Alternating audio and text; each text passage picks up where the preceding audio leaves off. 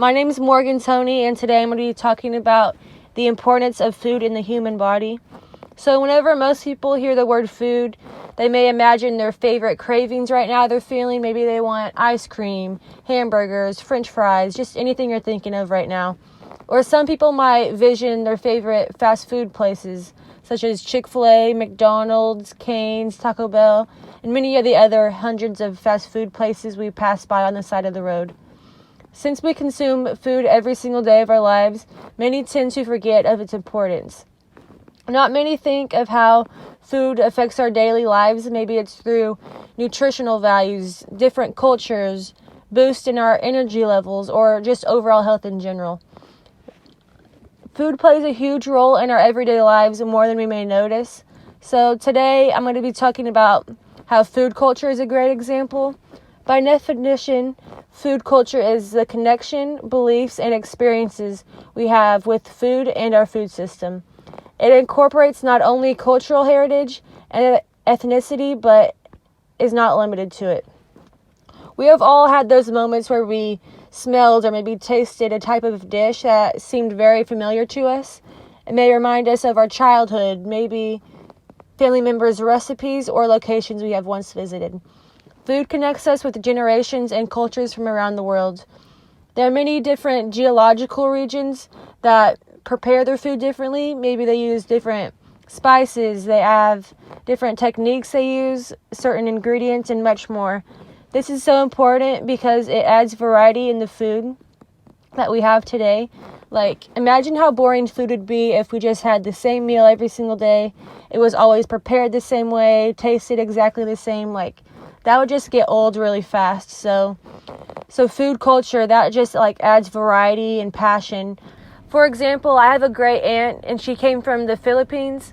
And so every family gathering, she would always make this dish called lumpia, and she made it from scratch. Lumpia, it's similar to a spring roll. It's like a thin crepe-like material that is deep fried.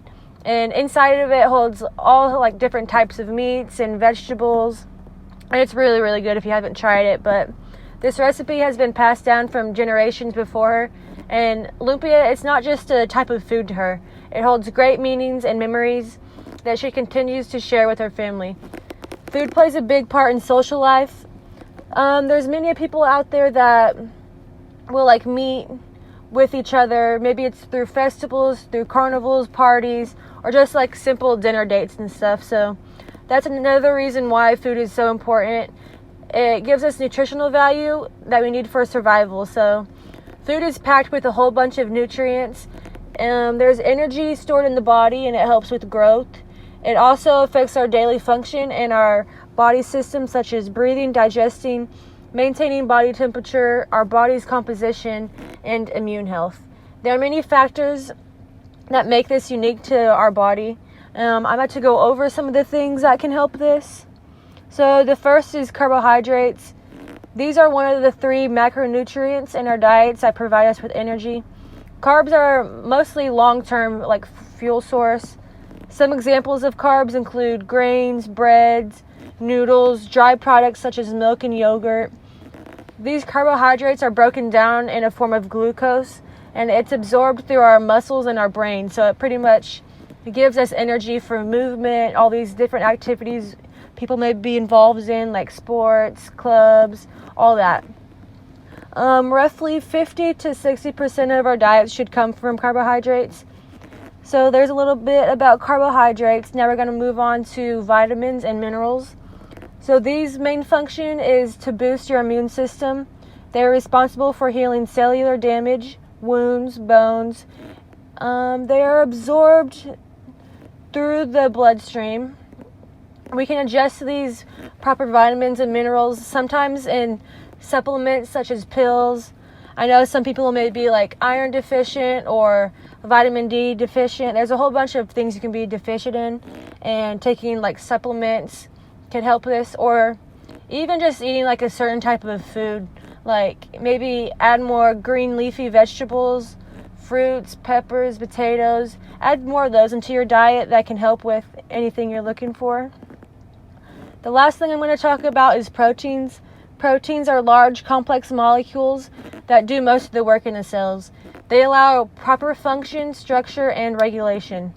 Proteins can be consumed through most meats we eat, such as beef, chicken, fish, seafood.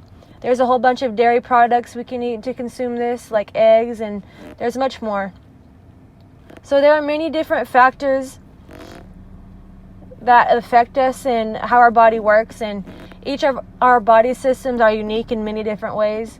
It just depends on maybe weight or food restrictions or the overall goal of your body and how you want to be viewed as, pretty much. So there's a whole bunch of like fast food chains and stuff, and that makes it kind of difficult to eat healthy or maintain your goals, because when there's fast food around, it's like it's affordable and it doesn't take time out of your day. Like you can just go straight through the drive-thru, pick it up and go. You don't have to go back to your house, cook a full meal or anything like that.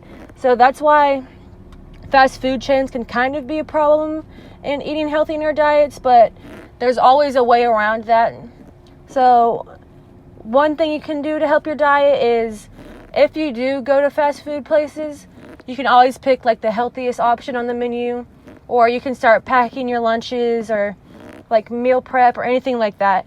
It just depends on your goal, and the challenges are always going to be there, but you can always overcome them.